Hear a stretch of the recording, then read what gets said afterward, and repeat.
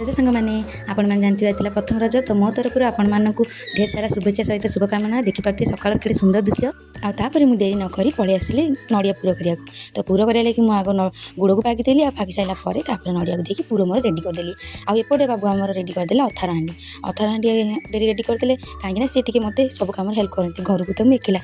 आपर से रेडी करदे मुझे पिठा को नदी देती पिठा नदी पुर को देती आउ रज हम आ मुआ पिठा कि पोड़ पिठा हेनी मुझे तो पोड़ पिठा कर मुआ पिठा करदी समस्ते समस्ते करती मुझे अलग करदेली मुझे पिठा को नदी आ मोर किसी लुगा रही जाता भंगिया लगी